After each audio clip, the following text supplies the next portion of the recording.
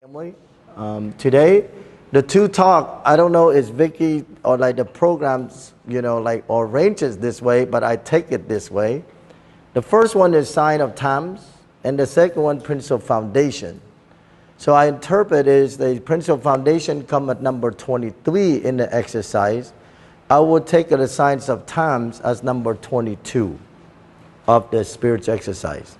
Because I think it's brilliant you put those two together because they need to be together. A lot of time we took about 23 principle foundation and we forgot about number 22.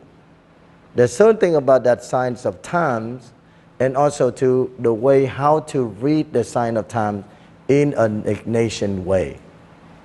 Okay, so that's what we're going to do the first 15 minutes. If you have any questions, it's usually about 15 minutes. You have any questions and input? And I'm going to give you a little bit of like the morning too, a little bit more like prayer. We don't think about signs of time because we can go tangents and a lot of different things. But I think it's just like more the beginning, just more like just look a little bit of material for our meditation a little bit. So maybe in your break time, maybe like 20 minutes, 30 minutes, you have to take 10-minute break time. Maybe when you take a water break and things like that, go for a walk and just like think of that way. And then come back for the principle foundation. So I just ran across this quote from a good Jesuit friend, the president of the district, when at the board meeting. So she shared it with me. And it said about signs also too. But signs in the ordinary. I think this quote is from, I think it's a canon lawyer. He's very influential in the General Congregation 34 to revise the Jesuits' constitution. He said, to destroy our taste of the ordinary is to interfere with the foundation of our life. We need much peaceful monotony to enjoy surprising happenings. At the time of the monotony, the spirit in a person awakes. Not distracted, a person can reflect on herself and on the outside world. The quiet rhythm of the ordinary. The ordinary is best framework for thinking in depth. Good deeds and movements never originated in shallow thoughts. All giant trees have deep roots. So think about, look around. Today is about whole signs of times, right? And then in the ordinary, we're not talking about just looking, and then I think in the end I give you little scriptures to meditate that from. So where is this sign of time come from? It's not even come from the spiritual exercise. It's not coming from the Pope, but that sign is come straight in our tradition from the scriptures. Matthew 16:4, right? You know how to judge the appearance of the sky, but you cannot judge the signs of times. And in Luke, you hypocrites, you know how to interpret the appearance of the earth and the sky, while you not know how to interpret the present time. So the invitation continuing to kind of like look, right? Look around, to look, all the signs is given to us. So think about that for a minute in terms of our Creator. Think about who is this God who continues to speak to us through signs. Think about symbols. Okay, just keep that in your mind back, right? This is the God who communicative. God who continue to speak to us. And then this become a coin phrase at the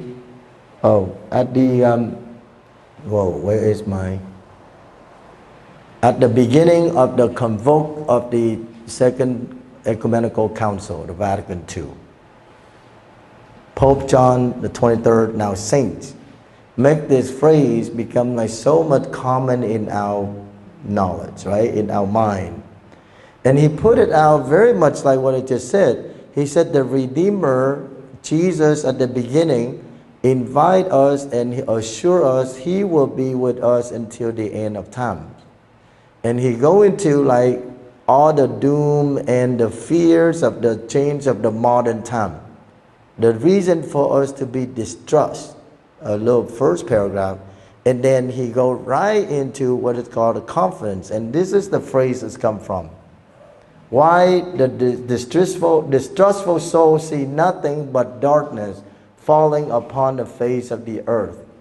We, the church, right, we Christians, prefer to restate our confidence in our Savior, who has not left the world he redeemed, indeed making our own Jesus' recommendation that we learn to discern the signs of the times. And that become the phrase that framed the Vatican II. And over again, these documents in Vatican II invite us to read and to see the signs of time. So I went back into Mr. Google to look into what is they define the signs of times. In our library, in our dictionary, something that shows the kind of things that are happening, popular, important, etc., in a culture at a particular period in history. For example, having a metal detectors in school is a sign of time. When you go out into the neighborhood, you see things keep repeating, then you begin to kind of say, what is that going on? And Ignatian spirituality, right, focus so much in terms of pay attention. Ignatius, at the very beginning when he is in terms of conversion, think about all the turmoil of his life, the outside world. Think about the war that's going on. Think about the bankrupt of the families that he was housed with at the early of his conversion, the Velasquez. And think about the time, I assume that you're familiar with the Ignatian story. At Loyola, right, he began to pay attention of foundations of Ignatian discernment, right? All the inner movements that within him. See, the key thing is pay attention, but not making evaluation now. Not doing any judgment. Because when we judge right away, then when we shut down our imagination, we shut down our observation, we shut down the kind of data we allowed it in. Okay? The first thing, just like any scientist, is what? Gather data. Number one signs of time is to gather data. Any data goes. Like in our prayer, let's all the data come in. Pay attention. Ignatius, in his, during his conversion, he looked up the skies and he see the skies and the movement, and his soul is consoled. Or when he go and he see all that is injustice, the abuse among the women, he gets so angry. And that will lead him into, later on, apostolic work. See that? So let all these data. Okay? So sign of time has become clear. But what is about Ignatians about the signs of time? I think this is very important. I've been doing a lot among our Jesuit scholastics and a lot of the talk to recover this number 22, the presupposition. And I think very much in line with Pope John the 23rd talk about in terms of the signs of time. The key is how. After we get all the data in, okay, because now you get online, you see a lot of YouTube and all of it like this. You love to see how many popular, me looking for a good restaurant is what? How many people like and how many people evaluate, things like that, right? We all have this criteria. Reading the signs of time in terms of Ignatian is what? To summarize a very, very quick and right to the point is what? We are in the business of looking for God. In the signs of time, we are in the business of looking for goodness. That's harder than you think. Looking for goodness. I give you an example. You know, this whole anti-racism and things like that, I know I said some of our colleagues from college church, and then some of the Jesuit scholastic, you know, that early movement, and right now it's just like with all the Tuesday, you know, praying thing, which is incredible, it's good. And they all want to come to me and Tom Green, just kind of, let's do some video, let's just get on, give talk and things like that. And then it's all great, but I asked them, just like, so what is making your voice become like Ignatian? Because if not, we scream and yell and things like that, like another voice on YouTube. What is making us like Ignatian or the Ignatian? And I think that is the presupposition. Looking into the goodness of the signs of time and trusting. Remember, all the distrustful soul think about doom and gloom. We believe in the Redeemer. The God continues to work in all of these signs. That's the presupposition. It should presuppose every good Christian ought to be more eager, put a good interpretation on our neighbor. This is harder than we think, especially the political party we don't get along with, or we don't want to be, especially with the friends or partner or the organization. That kind of more like, they on a little fringe, or they just like that, right? But then the challenge of us is not to be what? Well, like over here, it's like, oh, anything goes. Anything over here is fine. It's not fine. Even though we distrust, we don't agree, but the challenge of us to go in there and kind of see, what is some of the good seed in there? What is some of the good seed in there? The good interpretation. Remember, we in the business of looking for God. That, if you understand this, the Ignatian discernment would be what? Not what I want to do. What should I do? What should I do? And things like that. The discernment is for presupposition is what? What God is inviting me in this situation. Okay, where is God's presence in this time? See, look at the signs of time. In the very incarnational spirituality, all the things around us. Like walk in the neighborhood and look at all that. I think that's the first thing we do. We pay attention and things like that. What touches us, but then the next step should be is what? What is God calling me in this situation? What is God doing here? In good interpretation that way. Okay? Like even in a refugee camp, go down to Belize. Okay, that's great. I feel good about myself. That's not Ignatian. We're not doing volunteer for us to feel good about ourselves.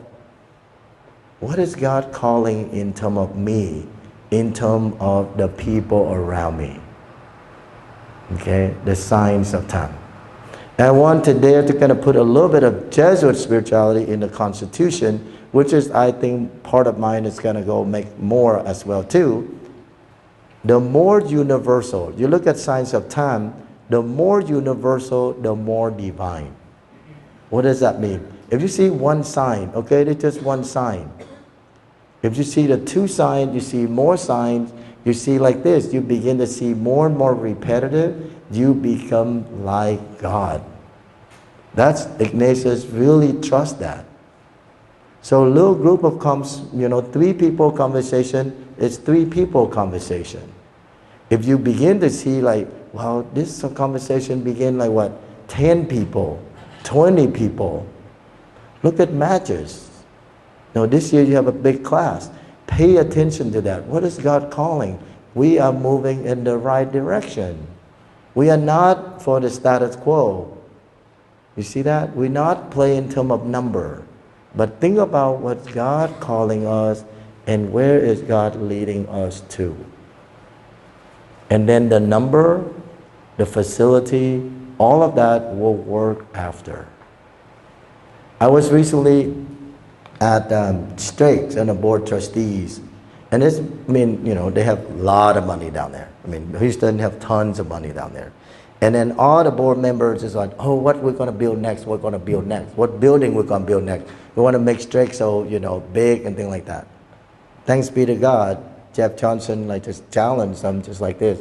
Not the building that we build. Who are we building? Who are we building? The students. See that? Authentic to our, core. And then the building come after. See that? Reading the signs of time, right? So the good interpretation of neighbor's statement, then to condemn it. Just go in there, just like that woman who sweep the floor in darkness, go into the bottom of the bed and look for that lost coin. That's the whole point. We're not looking into the darkness. We go in there to recover the lost coin. The coin is there. And then furthermore, one cannot interpret it fervently, then we need to ask. Ask people, what do you mean by that? Sometimes I make that huge judgment all the time, presuming I already know the situation. Instead of saying like, okay, you said this. What does that mean? Okay, we hear the sign, we need to interpret that way. Okay? And then, I know Vicky just told me the time, so it's just like really quick, right? If the meaning is wrong, one should correct the person with love. See that? Over and over these steps, right? The signs of time. Goodness, good interpretation, and with love. If this is not enough, one should search every appropriate means through which, by understanding the statement in good way, it may be saved. All the goodness be saved. So yes, pay attention to the signs of time, but look between those signs of time, what God presents and what God is calling me. Okay? Do I have like 1 more minute to give you this? Okay. No. Okay, I don't. Okay? So, now, we have about 5 minute, 10 minute break. Is that what we do? So in a time of break, let me give you a little passage here and then in terms of signs of time. People come and ask Jesus for signs of time, right? So the first thing he said, no, I don't want to give you a sign because you're wicked and things like that. And then he gave 3 signs. And I think, when we walk around silence, let's more on this. Number 1, he said the signs of Jonah.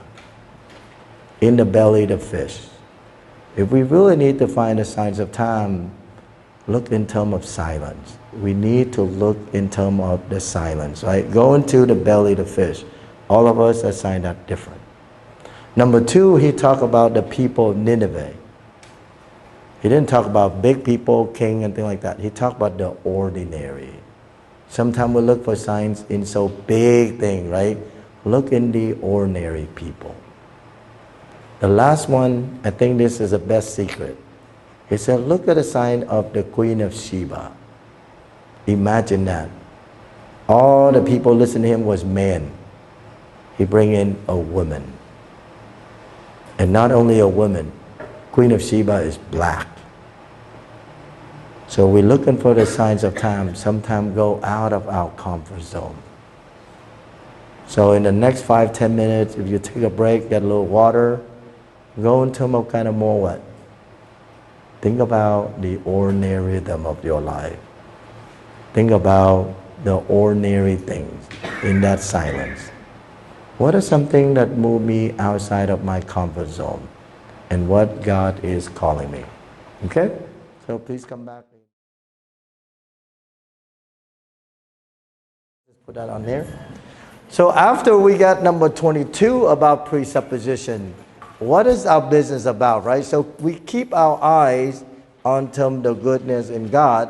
Then the next number is number 23, talk about the principal foundation. Couple things about principal foundation. Ignatius, when they talk about the word principal foundation, he said this is thing we need to regurgitate. He used the word regurgitate. When do we see the word regurgitate in our language? Anyone? What animal regurgitate? Cow. So they eat, they gloat and they eat again, they growl again. That's what he wants us to do in terms of principal foundation. Principal foundation is not do it one and we done.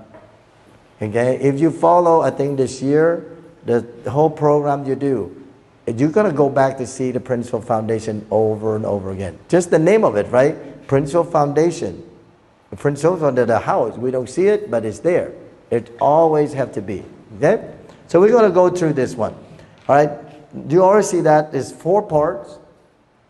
And to me, a lot of people do a variation, thing like that, which is good. But think about, where is that begin? Where is the principal foundation begin? What is the literally, what is begin with? Praise. Come on, guys. Praise. No, look right there. Look at right there. The human person. A lot of times we forget that. That's fundamental about Ignatian spirituality. Meet the people where they are. Don't talk about God. Don't talk about anything else. Talk about the person right in front of us. Okay? That is our starting point. So please remember that. Okay? We love pious and religious people. We love to talk about God right away. That's not us. Ignatian begin with a person. Okay? I mean, if you can mind me just a little bit, I think to make a point, right? My mom, when you see the grandchildren come, you know what the first thing she asked them? Did you go to church? And they never come home again. You know what I mean? What is in English what we do? American, what do we first see people, what do we do? How are you doing? You see that? The focus is on who? The person, how you are doing. I didn't ask you about your faith. I didn't say about your church. That would come later. You see that? A lot of times we tend to jump right in there. Okay? So that's very Ignatian. Okay? How are you doing? That's very Ignatian. Begin with the human person. The human person, that's the first. Okay? So now going to split into the 4 part. Right off the bat, you know, the human, we have direction. The end. Okay? This is the classic definition of spirituality. Human being, we have this restlessness innate in us. You don't have to put them in there. It's already there. You know, young people, old people, and things like that. We are created in such a way that we are searching, we are looking. We are people with a direction. Okay? And we create for an end goal. The first one like there. Okay? Sometimes we lost, sometimes we got distracted, sometimes like, okay, let's work it on later on. But for now, think about the goodness. You see that? That's why the presupposition is very important. You begin with a person, this person, restlessness, they have a direction to go. So like Ignatius, all we need to do is what? Don't change their restlessness, don't change their energy, don't change their identity. Begin to kind of see like what are they attracted to?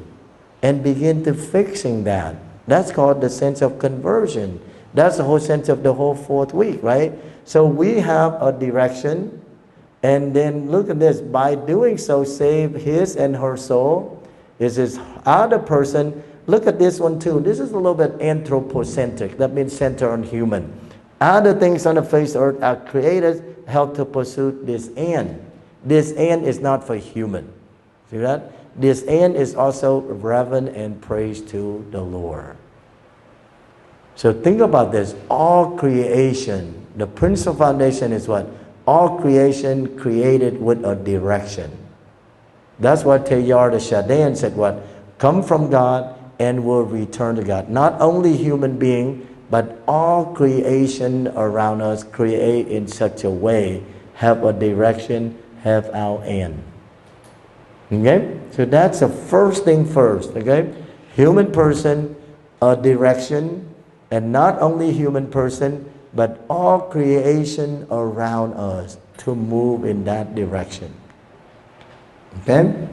And the second part would be the means. How do we achieve that? The second part of principal foundation. It follows from that the person has to use these things. What are the things? Okay, way in the end. Okay, just all the things. In so far they help toward this end, to be free of them, and so far as they stand in the way of it.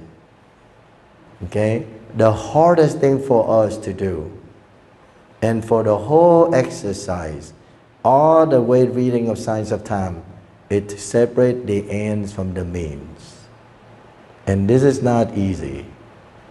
Okay, it's not one like this. That's what you got regurgitate. That's what just keep reading over and over, right? Send the, should I move to Denver or stay here? It's the mean and the end. Our vocation, our marriage, our Jesuit priesthood, our church. Saying mass is at the mean or to the end. It's very subtle. Okay? And it's not easy. For those who are in administrative position, for those who are participate in communal discernment, means and end make all the difference. So he laid it out at the very beginning for us to see. Okay? Now, so when we think about the mean and the end, and then we come to the famous word, is the word indifference.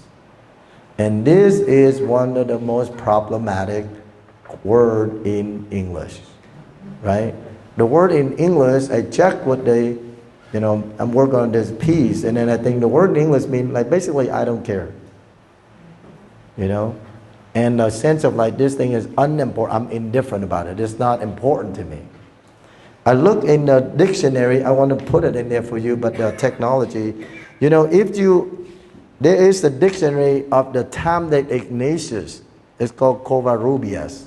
It's online right now. These ancient book. Okay, so the word indifference in terms of the time Ignatius used to define it is this.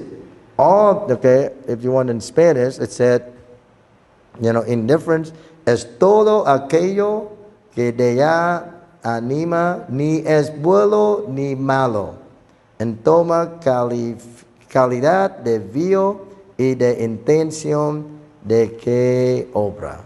That means what? All the thing that is not good or bad in itself, but is taking us to the purpose of the work. The work. It's neither good or neither bad. You see that? So that means what? All the things attain this, we need to make ourselves indifferent. That means what? Detach ourselves or to look in a bigger, higher ground. Okay? All toward all created things, provide matter subject of free choice, there's no prohibition. And indifference also means we have to admit our own attachment to that. Okay, a scholastic on myself, recently I have a conversation with Tom Green. To be very honest, he said, I love the Office of Ignatian Spirituality. I love doing formation assistant. I need to confess that. That means indifferent. But I said, I will be free if the society asks me to do something else. And then when they ask me something else, am I sad? Yes, I'm going to be sad. Am I going to be grieving? Yes, I'll be grieving. We have to be honest with that. Indifferent doesn't mean like, I am a robot. Okay? Indifferent means I love this, but for a bigger, for the higher purpose, I'm moved. And then all the cause, all the signs of time I read, that's important. Just for example, right, all of us too. Like, the worst thing when I use this classic thing is what? 3 or 4 Jesuits together, or like a group together, let's go out to dinner. And, okay, what kind of food we want to eat, what restaurant to eat. Usually we are kind and nice people, what we said, what? Whatever. Whatever is the hardest thing. Okay? Or like the next one is, I don't care. That's the second hardest thing. I said, there's no restaurant, say, I don't care. Whatever, there's no name of restaurant, And then, lo and behold, if you choose one and come back and you don't like it, said, what? Oh my God, you hold that grudges forever. Do you remember that time you picked that restaurant? I hate it. It's just like that, See, that's not indifference. How does indifference go? Like, I would love to eat Thai tonight. I would love to eat Thai, but because the group, the purpose for us to be together, I want to go to the pub and we have a great time, and that's fine. That's indifference. And indifference comes also to things we don't like in the church. Think about Pope Francis become Pope. Think about how many people want to become bishop these days in the U.S. But when the people come ask them and the church come at them, you know it's what? Well, some people have to be indifferent about to do being a bishop. You know, I have a Marian Cowan, I know, God rest her soul. Sometimes, just like for all of us, she helped me. Sometimes we dream about these positions and things like that, right? And she said, no, ignore them. She said, if you think about wanting to become novice rector, pray about it. And said, like, God, if this is what you call me, give me the grace for it. That's indifference. Okay? Because I think we need leaders, we need people, administrators, we need bishops, we need good bishops, good discerning, right? So that's indifference. Okay? In such a way, we're looking for God. We're not looking for in the thing itself. That's the word indifference. Okay? And then the last part, and this one, tuck it into the annotation. Ignatius help us to kind of say what? Now this clarified the word indifferent is what? Like a pointer on a balance. That's the thing. The whole work of the exercise is help us to become this so sensitive like a pendulum. Dave Fleming used to use this phrase. That's when you hear a little tiny whisper of God, then we can move in that direction. See, the whole exercise is helping us to become so docile and so agile, so indifferent, like a pointer in balance. And when we hear this tiny whisper or tiny sounds of the Lord coming, then we go in that direction. Okay? That's the whole point. So he said, thus for our part, we should not want health and more sickness. Really? See that? This is the attitude, right? Yes, I want more health. I don't want sickness, and I can be honest about that, and I offer that. That's when I become a little bit more indifferent. Right? And I suppress all these kind of desire that I have. You see? Like really aware. The whole sense of the exercise is what? To help us to that stage. And then in the end, right? See, when you do, I hope the person who do contemplation attain love, I don't want to jump that fast, but when you begin to get more deeper into the principal foundation, then you kind of begin to kind of see what? This is the whole sense of falling in love. Okay, we're looking for that point of reference. Okay, and the first beginning principle foundation is our end goal for now. And then the second week, okay, before I spoil your alert, go back to the principle foundation. What is missing in the principle foundation? So I talk a lot about like all these steps, right? The first one, human person, the end, the mean, the grace of indifference, now point of, of balance. What is missing? Anyone? You read the principal foundation. What is really missing on here? What is not mentioned on this at all? Huh? Jesus Christ. You see that? There's no Jesus Christ in there. You see? So what do you make of that? The process of the exercise begin to slowly to expose that. That point of reference. What does that mean to be indifferent? It will spell out in the second week. You see that? The first week, we just want to be aware of ourselves. Just keep aware of ourselves, then we expose to kind of see who God is. The second week, the principal foundation, the Jesus Christ, the light, become that point of reference. You see that? That's why the principal foundation continue. And the third week is what? The principal foundation in Christ, and then what become what? Totally self-emptying. And get to the third week is the principal foundation become, I am absolutely fall in love. I don't want to make choice anymore.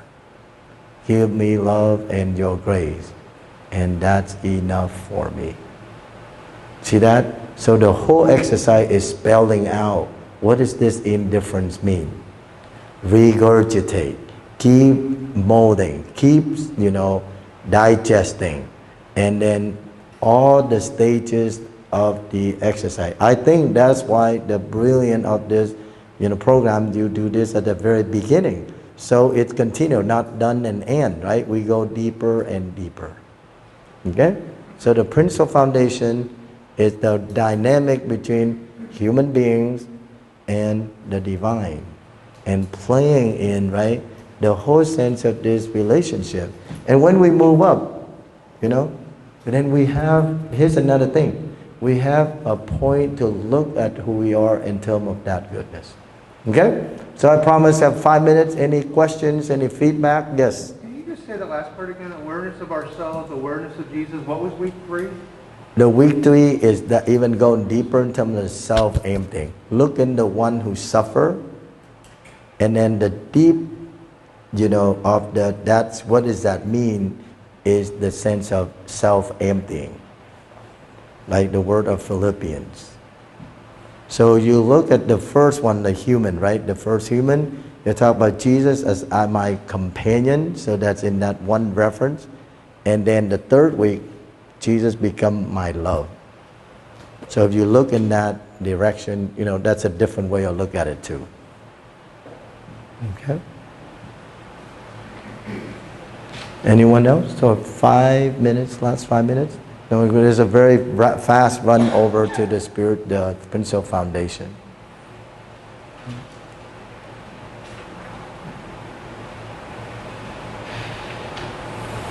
Okay, it seems like you thoroughly understand on this. I'm glad. Again, one more, and then Carl, yeah.